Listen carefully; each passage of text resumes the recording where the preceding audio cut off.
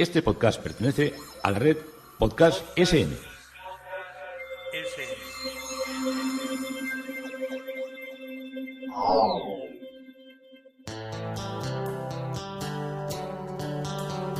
Historia con sentido. Un podcast realizado y presentado por Juan Carlos González.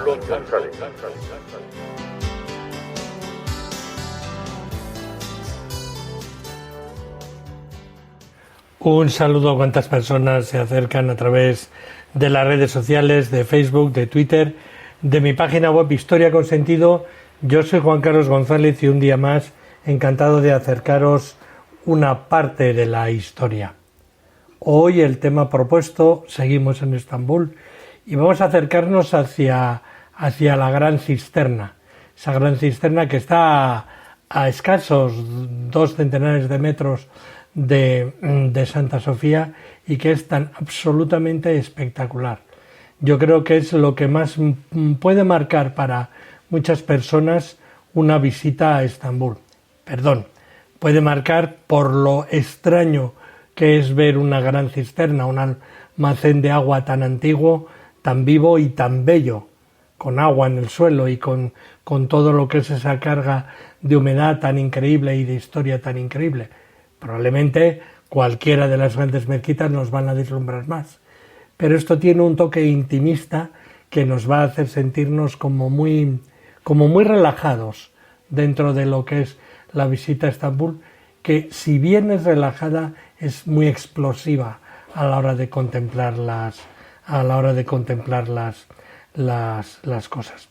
Y todo este recorrido lo vamos a hacer vamos a arrancarlo acompañados de los perros y gatos que son omnipresentes en lo que son los recorridos por Estambul. Pero antes que nada vamos a nuestros introitos de la metamorfosis que nos habíamos quedado en el libro 8 y que tanto deleite nos está trayendo por otra parte. Estamos con Teseo en el río Aquello. Teseo prosigue su viaje pero tiene que detenerse porque el río Aquello lleva una crecida. El mismo río le da cobijo y él y sus hombres aceptan pasar allí la noche. Participan en un banquete con unas ninfas. Aquí están las Equínades Perimele. Teseo se da cuenta de que en las aguas hay varias islitas y el río le dice que son las Esquines, antaño Náyades. Antaño las Náyades. Ocurrió que hicieron un banquete para los dioses y se olvidaron de Aquello, el río, y este se cabreó y las arrolló con una crecida transformándolas en islas.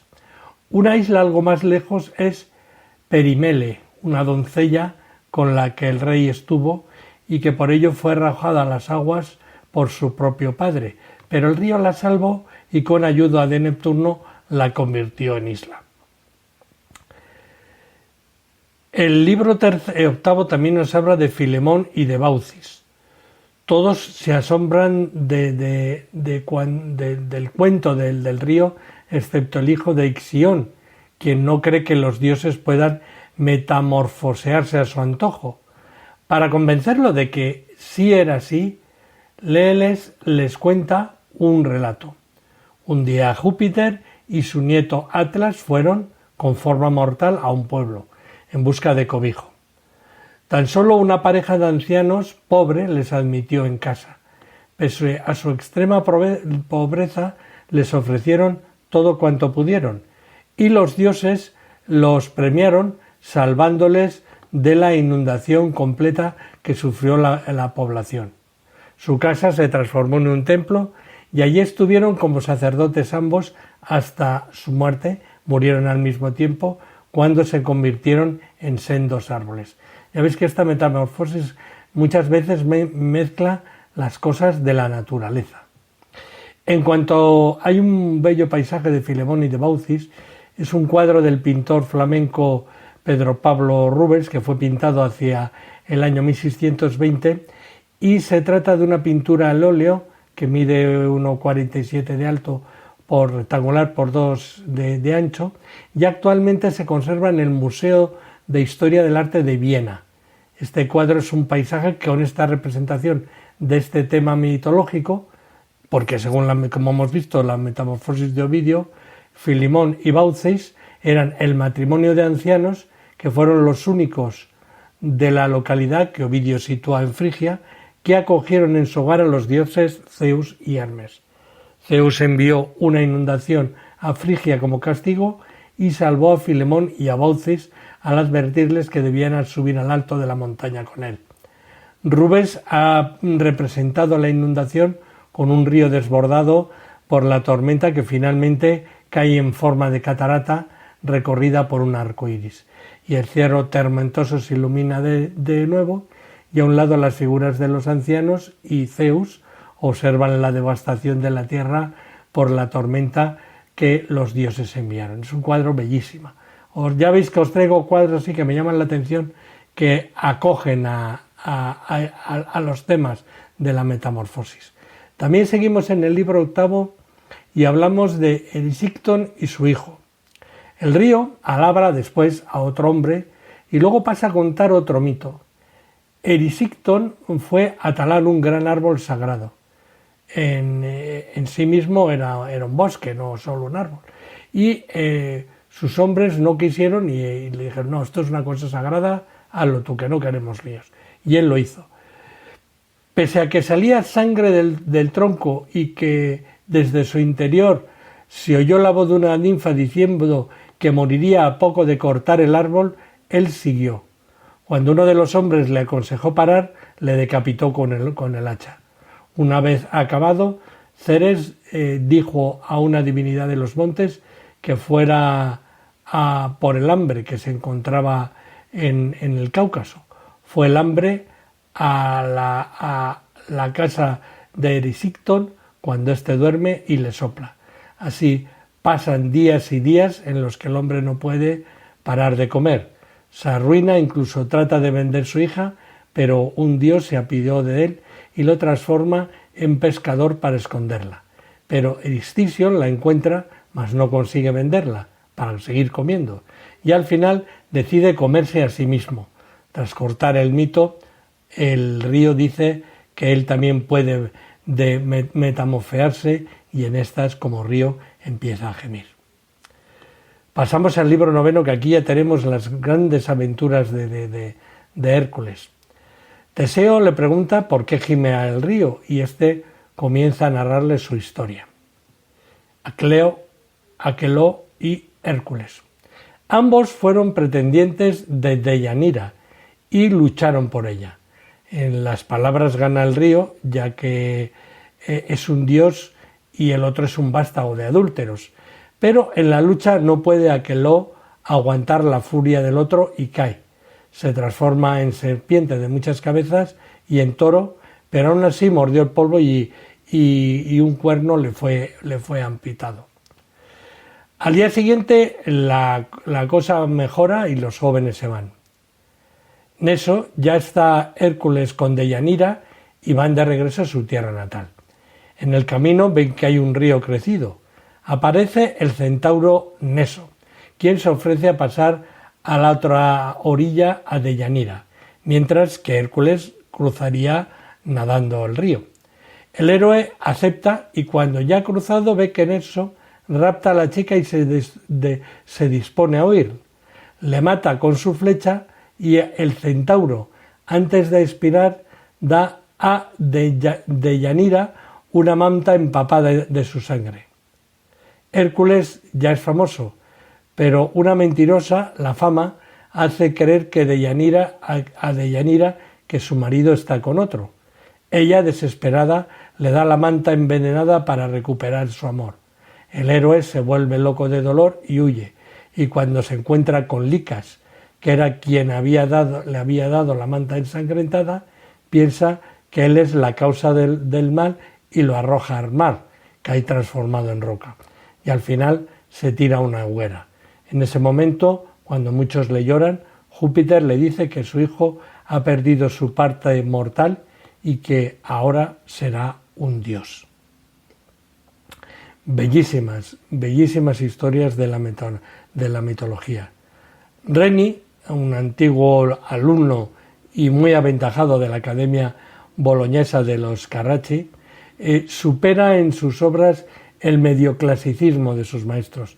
En este sentido, representa un conjunto de cualidades que ha venido considerado como las propias y distintivas del movimiento barroco. Esto ha sido que hasta época reciente ha hecho que el artista haya sido injustamente olvidado o postergado. El propio Reni, de cuya os estoy hablando porque hay una exposición estos días cuando estoy grabando el podcast en Madrid, experimentó una decadencia de su fama en vida, dado lo solitario de su carácter y en especial lo intenso de su espiritualidad y su devoción, como el cuadro del bautismo de Cristo desbordan sus lienzos a la de los espectadores, en una Europa paulatinamente desespiritualizada en el siglo que vio nacer el racionalismo. Esta obra, de tema mitológico, nos muestra las mejores cualidades de un Reni ya maduro. Narra el secuestro de Deyanira, mujer de Hércules, y el posterior intento de violación por parte del centauro Neso. Tras entablar combates, los sémidos, en un segundo plano del dibujo del cuadro a la derecha, da muerte al atrevido centauro. El colorido es el habitual de Reni, con un gusto preferente por los colores primarios, por el rojo, el azul y el amarillo, y por el contraste entre los planos a través de la brillantez de las figuras y en primer término y de la oscuridad nubosa en un segundo plano. Como veis, tenemos la mitología y la vamos comprendiendo más. Ya nos vamos a poder acercar a muchas exposiciones de pintura y saber quiénes son los personajes, leyendo el título del cuadro, indudablemente, y qué está pasando allí. Pero después de tan bellas historias, tenemos que volver a Estambul. A Estambul, porque nos habíamos quedado, como os había dicho, entre perros y gatos. Bueno, cuando vas caminando por las calles de Estambul, no ves gente paseando a sus perros, como pues, lo montaríamos en nuestro país, en nuestros países. Algo único sucede en esta ciudad euroasiática. Se pueden ver los 10.000 perros y los 125.000 gatos, hay bastantes más, que están sueltos por toda la ciudad. En las plazas, en los comercios, están donde se sienten más cómodos. Y los habitantes tienen la idea de que los animales les pertenecen a todos y son responsabilidad de cada uno. Restaurantes, comercios, domicilios y cualquier persona les da de comer diariamente. Es común que al comer el almuerzo se acerquen los perros y los gatos para pedir un poco, y la reacción de la gente es totalmente amigable, como si compartieran la comida con sus compañeros o con sus familiares. Muchas personas hacen platos reciclados con platos de plásticos y los colocan por todos los lados con agua y con croquetas de pienso, con las bolitas. Todas las noches los restaurantes al cenar salen a servirles un manjar a los animales, las sobras, y ellos al estar tan acostumbrados saben la dinámica y corren para llegar a tiempo a cenar. Y por las mañanas también hay gaviotas que exigen su desayuno, como relaté en el hotel, y se posan en la terraza de los vales y comienzan a graznar. Y los camareros salen con platos llenos de fruta y la gente disfruta de esta convivencia también con las aves. En algunas partes de la ciudad se colocaron máquinas de reciclaje que funcionan colocando una botella de plástico en su interior, y al detectarla cae una porción de croquetas en un plato instalado. También hay un tubo donde se puede verter agua. Y la ciudad es el hogar, de estos animales. No tienen un lugar fijo, pero sí tienen, como os digo, muchas familias que cuidan de ellos. Si están enfermos o si necesitan algo en especial, la gente vela por su bienestar, los llevan al veterinario, al veterinario y si hace mucho frío los meten en sus hogares, en los establecimientos o en casitas en la calle que vas viendo que han preparado. Sin embargo, no siempre fue así. Casi al concluir el siglo XIX, el sultán otomano Abdulaziz decretó que los perros debían ser capturados y deportados a la isla de Sviriyada, cerca del mar de Mármara. La razón del exilio fue porque el Comité de Unión y Progreso consideraba que los 80.000 perros callejeros eran un impedimento para modernizar el territorio. La sobreexplotación de perros desapareció en la isla, ya que fueron muriendo de inanición y de peleas por sobrevivir. Décadas más tarde, en 1911, el gobernador de Estambul liberó todos los perros que quedaban en la isla, realizando un censo, esterilizándolos, vacunándolos y desparasitándolos. Y fue así que Estambul se volvió a poblar de los perros, pero con un control y concientizando a la gente con tenencia responsable. Y así se obtuvo un equilibrio en la ciudad. Para tener en cuenta esta gestión se les coloca un chip en la oreja que muestra un número de registro y la historia médica, así como un cuadro de vacunación de cada año, la desparasitación y la esterilización.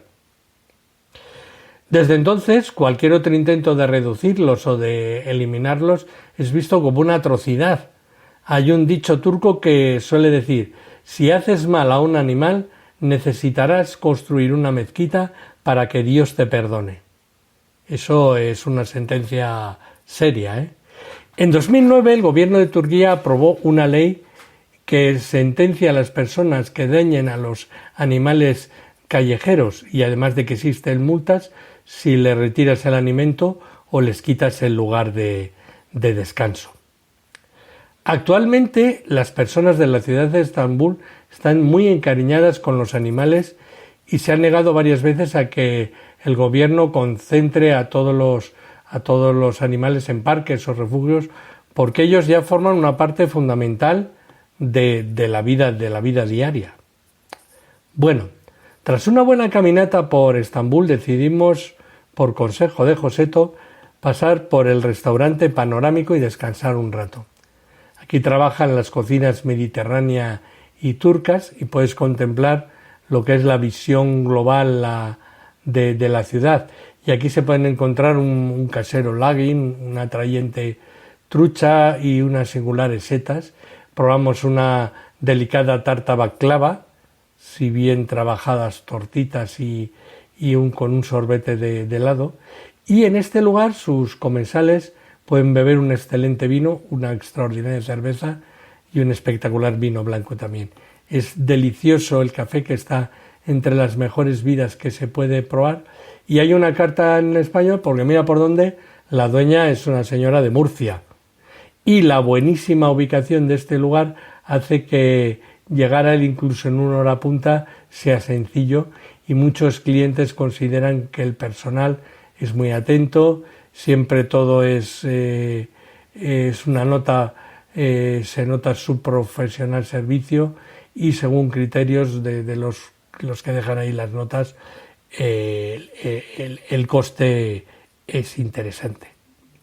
Y nos acercamos, después de comer bien, a la cisterna basílica. Bueno, cuando Constantino comenzó a construir su nueva capital del Bósforo, se reunió una masa de artesanos para tal fin. La mayoría de ellos fueron reclutados en Roma, por lo que en un principio el arte oficial era el del estilo paleocristiano, y de hecho era prácticamente un arte romano. La basílica clásica se adoptó como el tipo habitual de arte cristiano, sobre todo para erigir iglesias. Se erigieron estatuas de retratos de emperadores, como en los tiempos paganos, y se esculpieron sarcófagos elaborados que utilizaron ampliamente mosaicos del suelo de carácter clásico, y las obras de marfil y de metal conservaron un carácter básicamente romano. Sin embargo, el cambio estaba en el aire, incluso antes de que la capital fuese trasladada desde Roma.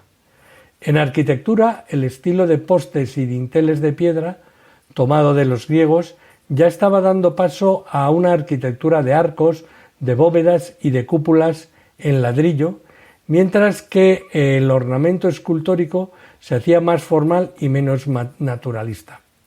Estos cambios se aceleraron en Constantinopla, en parte debido a la proximidad de la ciudad con Asia Menor y con Siria. Ambos centros fabriles de nuevas ideas artísticas que se habían desarrollado independientemente de Roma.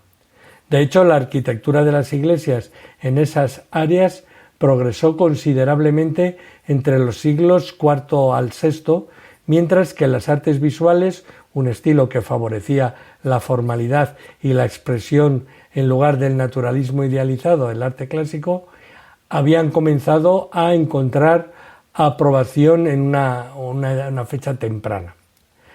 La nueva capital de Constantino fue cuidadosamente diseñada y contaba con una importante serie de edificios seculares, murallas, hipódromos, foros, edificios públicos, calles porticadas, el Palacio Imperial, pero todos eran de una gran magnificencia.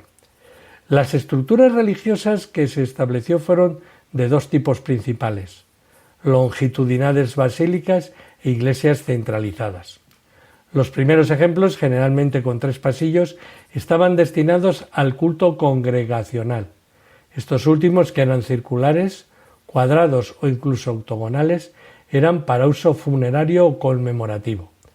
Ambos tipos se encuentran en un área muy amplia, aunque había, por supuesto, numerosas variaciones locales. Fue a través de una sutil combinación de los dos tipos que surgió la iglesia característica del Imperio bizantino, gracias a algunos experimentos realizados en el área del Mediterráneo oriental en el siglo V. No se puede seguir exactamente el progreso porque se había destruido mucho, pero la iglesia más antigua que se conserva en Constantinopla, la de San Juan de Estudión, que es la mezquita de Indrajor, muestra que este proceso ya había ido bastante lejos en el año en el que se construyó, en el año 463. Es una basílica porque tiene un ábside oriental y 3 grandes naves laterales, pero en planta se acerca a un edificio centralizado, ya que es casi cuadrado, en contraste con las largas basílicas de boga en Roma. Un cambio similar se caracteriza en las esculturas que adornan su fachada, ya que están en bajorrelieve, en contraste con la típica escultura romana de alto relieve, y los motivos se tratan formalmente como piezas de patrón en lugar de representaciones de formas naturales. El proceso de desarrollo que comenzó en tales ejemplos había avanzado mucho a finales de siglo, como recientemente se han descubierto en los restos de la estructura de la iglesia de San Politeictos. La iglesia fue fundada por la princesa Juliana Anicia, nieta de Valentiniano III, cuyo nombre se conoce por un manuscrito iluminado fechado en el año 512. El cambio se adelantó aún más unos 30 años después, gracias al patrocinio del emperador Justiniano, uno de los más grandes constructores de todos los tiempos, que fue el responsable de 4 iglesias principales en Constantinopla: los Santos Sergio y Baco, un edificio centralizado; la iglesia de Santa Irene; la basílica techada por 2 cúpulas escalonadas, es decir, de disposición escalonada paralela; y la iglesia de los Santos Apóstoles, que era cruciforme, con una cúpula en el crucero y otra en cada uno de los brazos de la cruz. Y finalmente la gran catedral Hagia Sofía, donde todas las ideas de la basílica longitudinal y edificio centralizado se combinaron de una manera totalmente original, y la característica distintiva de todas estas estructuras era la forma del techo, la cúpula. En la de los Santos Sergio y Baco se levanta sobre una base octogonal, por lo que no hubo grandes problemas para convertir la planta angular de un círculo sobre la que se pudiera descansar la cúpula. Pero en las otras cúpulas, las otras cúpulas se levantan sobre un cuadrado siempre, y el paso de una a otra era un paso complicado. Se habían desarrollado dos procesos separados para hacer esto: el esquinche, una hornacina o arco en la esquina de la plaza que la transformaba en un octógono sobre el que se podía colocar la cúpula sin gran dificultad, y la pechina, triángulo esférico encajado en los ángulos del cuadrado correspondiendo a sus lados verticales a las curvas de los arcos que sostenían la cúpula, y a su lado superior correspondiente a la base circular del tambor. Esto sirvió para reforzar y soportar el peso y transferirlo hacia abajo al suelo al mismo tiempo. El esquinche cumplió su objetivo suficientemente bien y continuó en uso durante muchos siglos, pero también tenía ciertas debilidades. La pechina fue uno de los grandes inventos arquitectónicos de todos los tiempos, transformando lo que había sido un mero edificio donde la masa contrarrestaba la tensión y una arquitectura orgánica donde el empuje se compensaba con el empuje y la fuerza que ya dependía del equilibrio. Por lo que se sabe, los arcos en forma de trompeta se utilizaron por primera vez en Persia y la pechina en Siria. Aunque las basílicas abovedadas de Justiniano son modelos a partir de los cuales se desarrolló la arquitectura bizantina, Santa Sofía siguió siendo única, y los constructores bizantinos no intentaron emularlo a partir de entonces. En planta, la planta es casi cuadrada, pero vista desde dentro parece rectangular, porque hay una gran semicúpula al este y al oeste arriba que se prolonga. Esto ya lo hemos visto. Sin embargo, en ambos extremos los grandes pilares elevan a través de las galerías para soportar esta cúpula. Estamos recordando todo esto para acercarnos a lo que es la historia interminable de lo que se considera, lo que se llama la basílica de la Basílica de la Cisterna.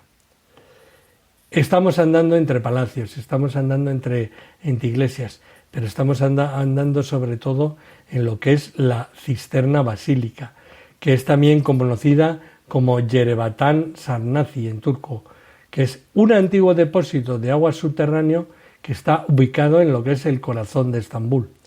Fue construido en el siglo VI durante el reinado del emperador Justiniano I y se detuvo para almacenar agua para el Gran Palacio y los edificios de la zona.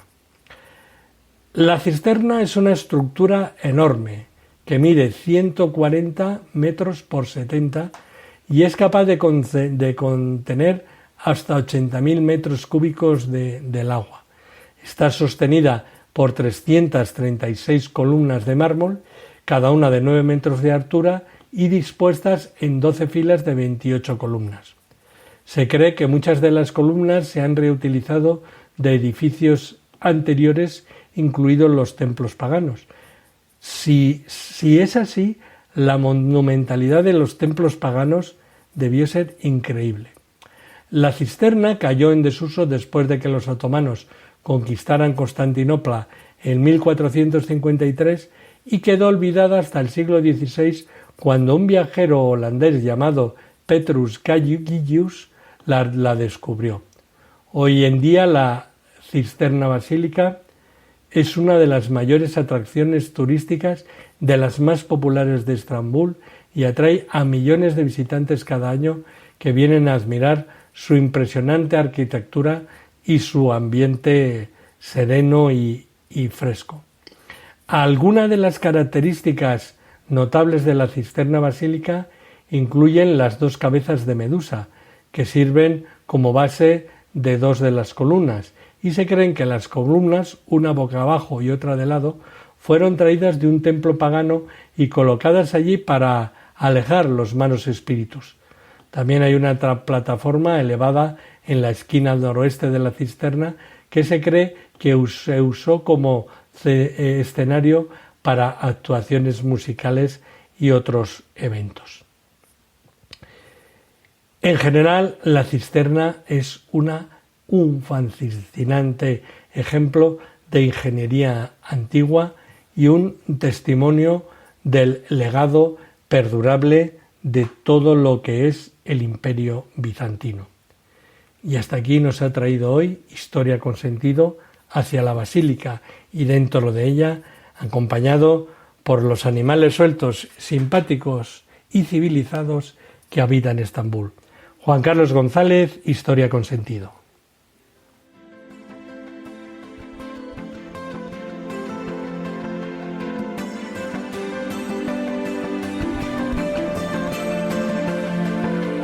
Hasta aquí un episodio más de Historia con Sentido. El podcast que te habla de historias de la historia, sucesos, eventos, como si el ayer fuera hoy. Síguenos a través de iTunes, Spreaker o iVoox. Contacta con nosotros por correo electrónico escribiendo a podcast@historiaconsentido.com. Nuestra web www.historiaconsentido.com. Y en Twitter nos encontrarás como @historiasentido. Este podcast pertenece a la red Podcast SM.